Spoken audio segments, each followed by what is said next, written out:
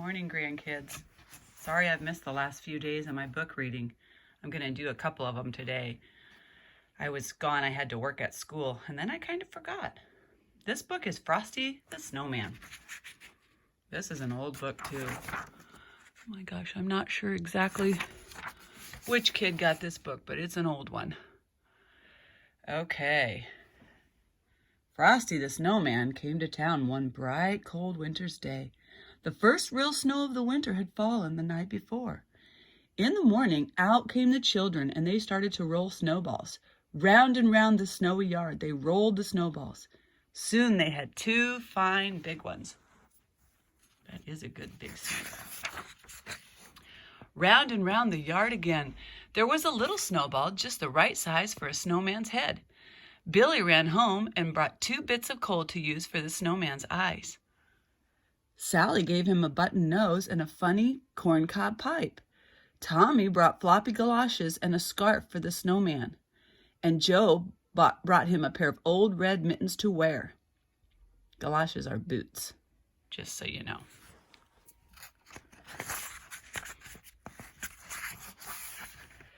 Now, we need a hat, said Sally and Joe.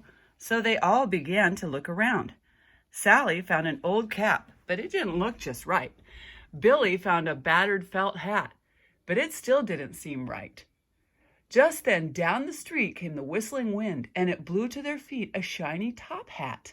Just what we need, cried Sally and Joe. It's like magic, said Billy and Tommy.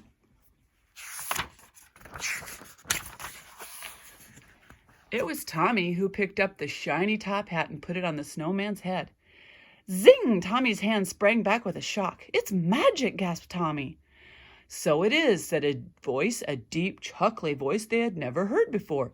And a pleasant sort of magic, if I do say so myself. It's the snowman, whispered Sally. And so it was. Frosty the Snowman at your service, said he. That's how Frosty the Snowman came alive. If you have never had a snowman for a friend, you can scarcely imagine all the fun those children had. For Frosty took them coasting, and never had their sleds slid so swiftly and so far. Frosty helped them build a snow house, and never had blocks packed so firmly and well. They all went ice skating, and the magical part was that while they were with Frosty, the children could stay out and play in the snow and never get shivery cold. Was it Frosty's warm heart or his magical smile? Whatever it was, they thought it was fine.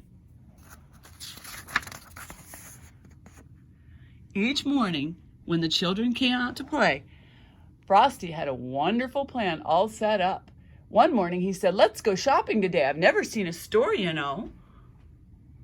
So they all joined hands and away they skipped off toward town where the shops stood in rows.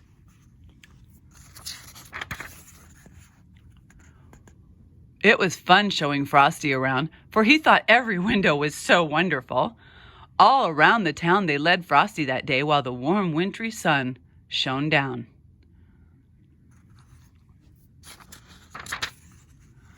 Soon they came to a corner, and around the corner came a warm, gusty wind. Off went Frosty's hat, and away went Frosty after it. Then tweet sang the traffic cop's loud whistle, and the children could not follow Frosty because traffic streamed by, buses and trucks and cars. Tweet went the traffic cop's whistle again. The crossing stood empty before them now, but there was not a sign of Frosty to be seen. Only his top hat rolled down the street, all by itself in the melting snow. Uh-oh. Mr. Policeman, the children cried, where has Frosty the Snowman gone? Oh, said the snowman, Frosty the Snowman has gone away where all snowmen go on a sunny day. But he'll be back at your bidding and call whenever great heaps of snowflakes fall. And he will. There's Frosty.